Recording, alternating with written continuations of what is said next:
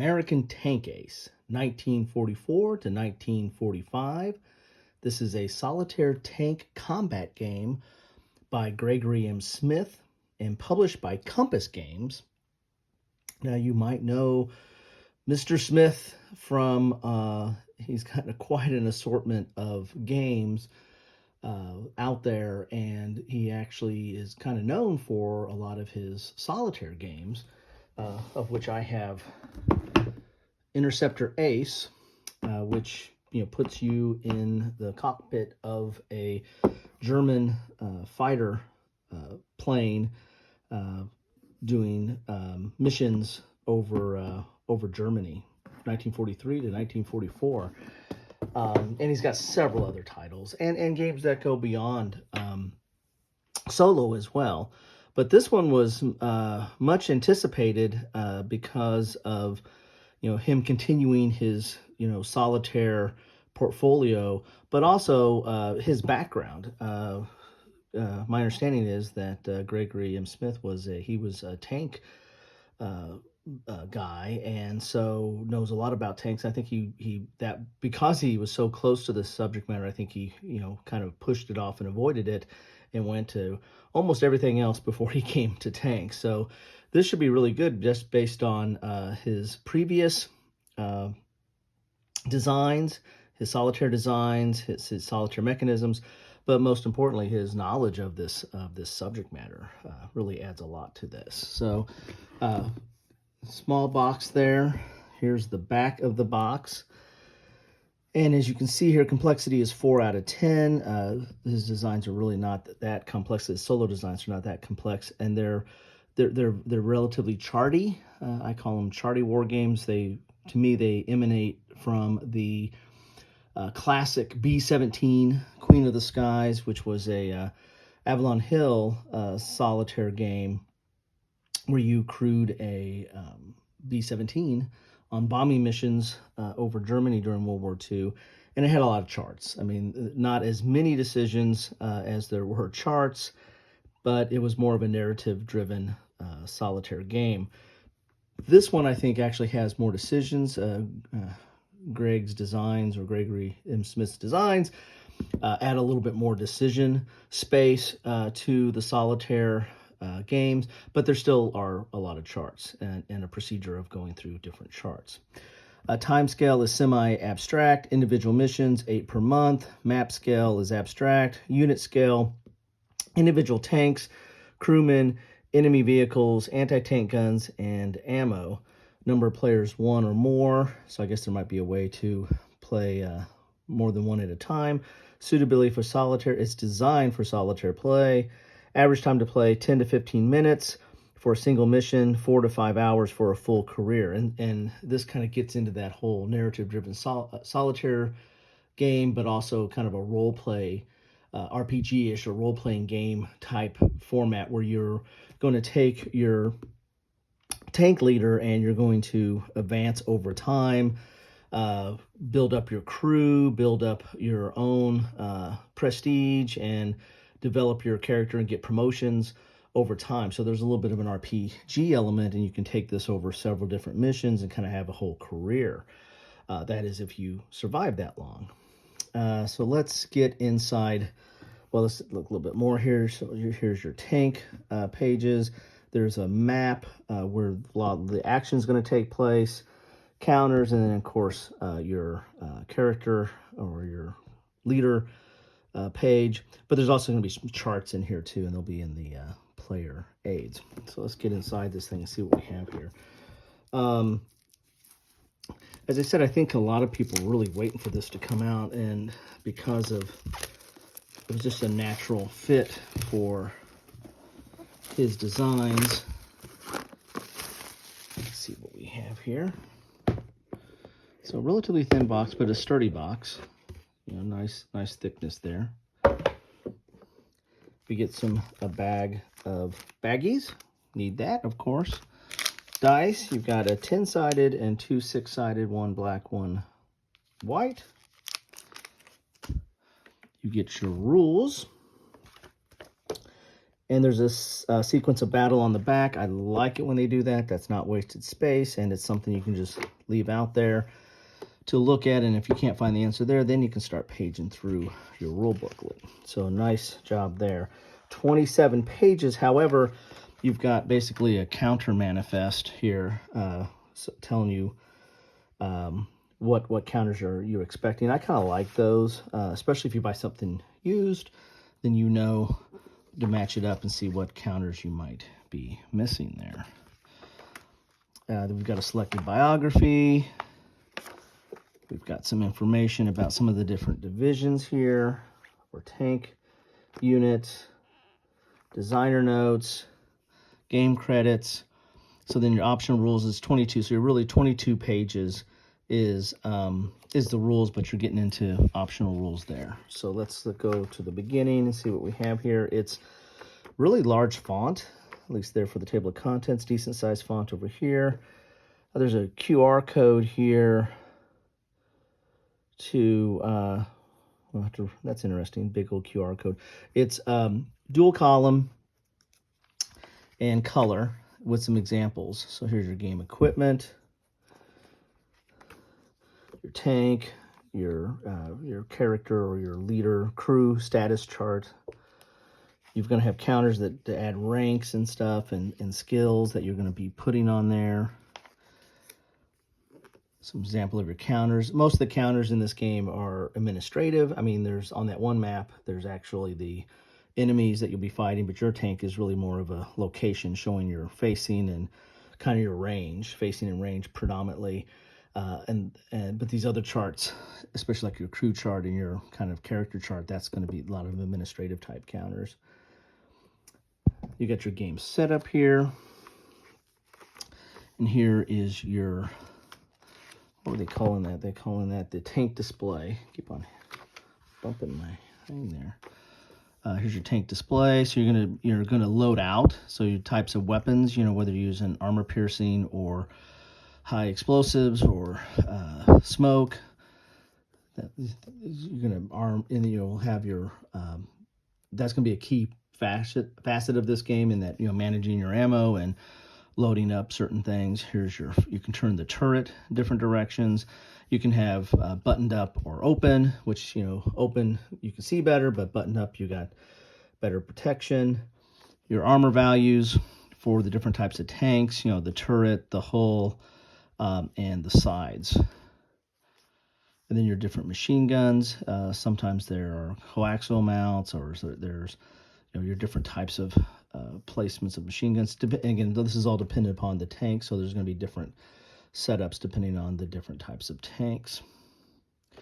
And then some of your charts that you're going to use administrative counters to keep track of some of the skills or what have you for the tank commander, gunner, driver, assistant driver, and loader. So this very much is kind of a narrative-driven or experiential type game. Here's how to win. Here's your sequence of play. So it looks relatively straightforward.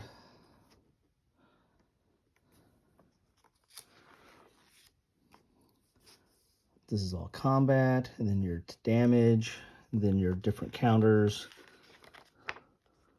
for like whether injuries or jams. So this is very much the individual level, or individual tank level.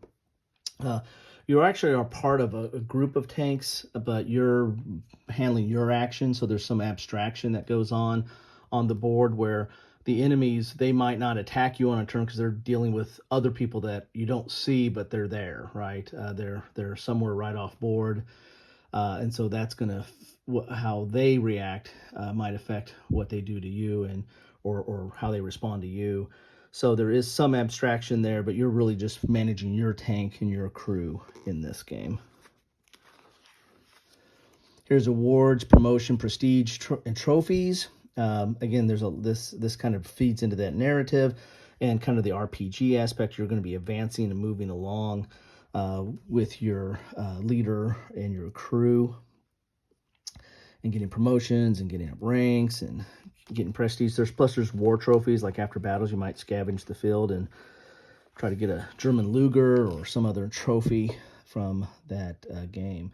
And there you have it. You got random events and optional rules there. So fills that at 22 pages. So the rules look relatively clear there. Then you have your mission logs sheet. So you want to keep track of your mission. You know, the type. There's going to be different types of missions you go on, like either attack or move to contact or stuff like that, or refit. Then what your targets are, and then success or failure, then any notes, you know, like you might, you know, depending on what happens afterwards, if it's successful, you might get something or get prestige or what have you. And you'll keep track of these logs. And then you've got awards down here and rank. And this is, you can probably easily make copies of this. And I imagine there might be some of these on the Compass site or somewhere where you might be able to get more. I haven't checked on that yet. Maybe that's where the QR code comes in. Then the heart of this game is going to be its charts. And there's quite a few there. These are thick stock here. But there's going to be a lot of charts. And starting at the beginning here, you're going to do your training at Fort Knox. And that's going to determine kind of what you start out with, right? And then here's your war trophy chart, trades, random events, serious wounds. So there's just a lot of different charts that you're going to be dealing with here. Skill effects, event check, command summary. Here's some of the tank charts. Let's see what other charts. Let's continue on with the charts here. Here's your main gun, high explosive or machine gun attacks, main gun, anti-tank penetration, infantry versus tank, mobilization. So this is like if you're in the mud or rain. So, you know, weather's going to play a key role here. Hull down. And your fire chart, fire and bail out. So if there's, you know, if you get a bad effect, then you're going to have to see if each of your crew members can bail out. And if they don't have a hatch, that's going to affect it. There's all kinds of, I mean, it really does get into the details here. Here's your wound chart. You got your mission assignment. So you've got, you know, assault, refit, attack, movement to contact, defense. And it depends on the time period. This is June to July 44 and this is January to April 45. So the time period is going to make a difference. You got your weather chart, and that's going to be dependent upon type of year. You've got your enemy troop quality. So you can have low quality or up to elite. You can actually get some SS troops you might be facing. Enemy force generation. So this is what you're going to roll for that mission to see what kind of force you get. You know, like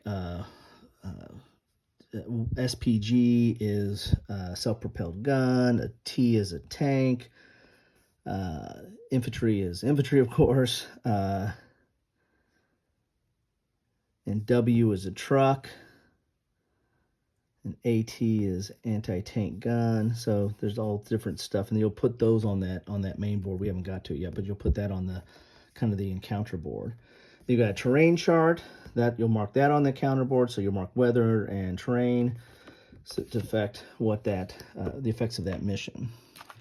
You got your counter sheets. There are 2, and they're wrapped because I think GMT has kind of changed some of their counter mix. And Compass has changed some of their counter mix, and these things kind of are really falling right off the counter trays right now, or off your rack. Then we've got a mounted board here. That's your operations map to keep track of kind of your campaign as you're moving through your different operations here, and has a sequence of play. And you have another mounted map here, which is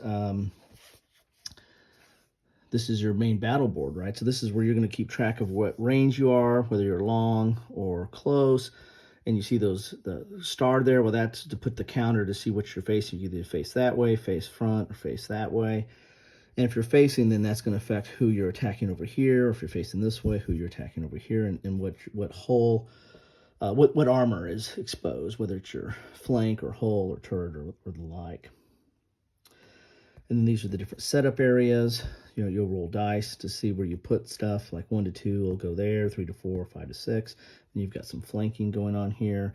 You got your weather track here, and you've got your terrain track here. So once you determine all that rolling of the enemy units and the weather and the terrain, well, then that all fits on this map until you finish out that mission. What's some of the stuff that we left off over here? We've got some of our different tanks here, and these are dual-sided, so you've got a lot of different options here. So you got 1, 2, 3, 4, 5 different tanks. There's your character chart there, where you keep track of all your awards and medals and war trophies and skills of your crew, and points, prestige points, and experience points, and what have you, what unit you're in, all that kind of stuff there. So let's back to the tanks here. As we see, this is your turret facing. You'll put this here. This keep track of administrative, whether you're buttoned down or not, but keep track of like the driver and gunner and what have you. You also have a place here to, I think, keep track of some administrative stuff like for skills, your ammo for machine guns, your ammo for main weapons, and your storage. And then whether you're hold down or open country, issues might be with your tracks, your armor values. So all the good stuff that you'd want to have or want to know and manage on your tank are in here. And there's several different types in there as well, as you can see here. And this is good thick stock. It's the same as the charts. So quite a lot of different variety there. And there's enough here, I guess, that you could play maybe 2 at once. I don't know if there's rules for that in there. The back of the box said you could play more than 1, but this is really designed for solo.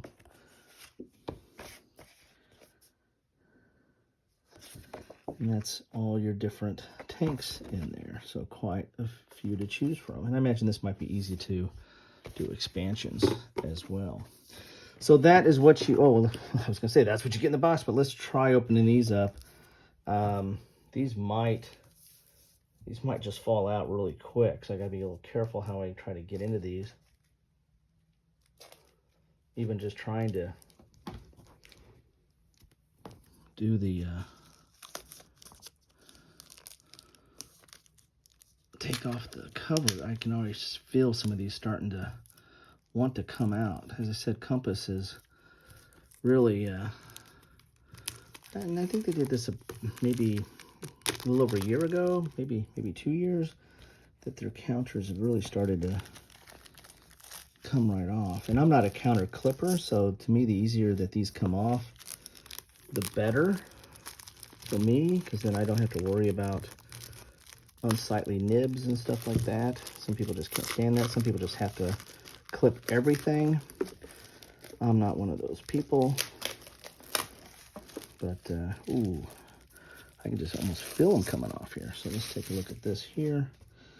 Here's your counter sheet. You got 2 of these counter sheets. There's some of your ammo. I said there's a lot of administrative. Most of this stuff is administrative, right? And just marking stuff. There's some of the tanks that will go on your battle board. They're dual-sided there. Nice, crisp, clean graphics. Then you've got some more counters here. Now, this is mostly enemies. All different types of tanks. And then those tanks, there's some meaning to those values. You know, like their armor piercing, and that's going to be compared to your defense, and so, or your armor. So that's when you start getting the bad stuff, when the penetration is, I think with like when it's 2 or more, it's something bad's probably going to happen. And all your different types of troops down there, and some of your trophies up there. And then, ooh, see, they're coming out really, really easy there. And everything's backside as well. That's the side you want to see during the game. I think that's the destroyed side, or wreck.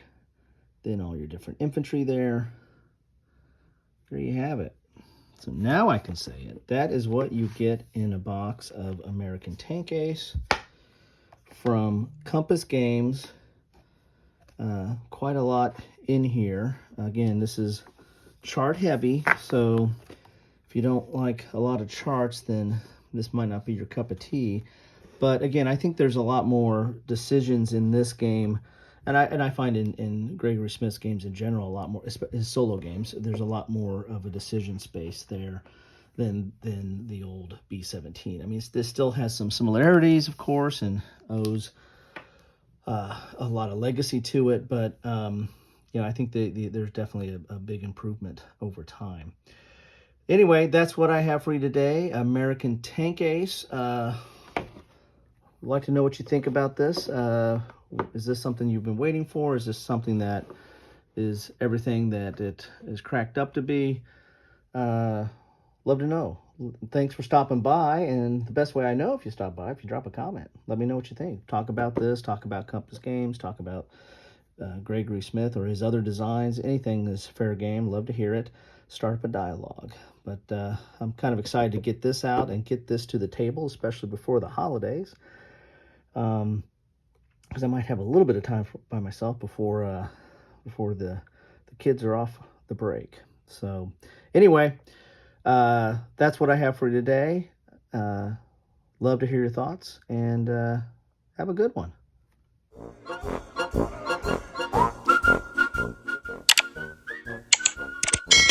Thanks for watching.